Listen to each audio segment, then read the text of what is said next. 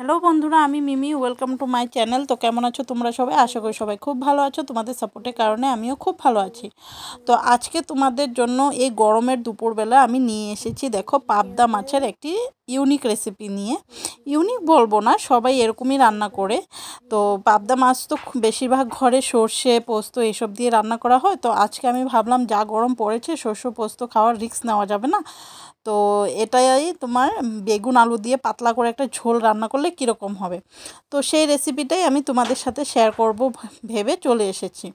তো চলো রান্নাটা শুরু করি। আর হ্যাঁ, রান্না শুরু করতে যাবার আগে যেটা তোমাদেরকে বরাবরের মতো বলে থাকি, তোমরা যারা যারা আমার ভিডিওটা নতুন দেখছো তারা প্লিজ আমার চ্যানেলটিকে সাবস্ক্রাইব করে দিয়ে আমার পাশে থাকো। আর বেল আইকনটি ক্লিক করতে ভুলবে না, না হলে আমার ভিডিও নোটিফিকেশন তোমাদের মোবাইলে পৌঁছবে না।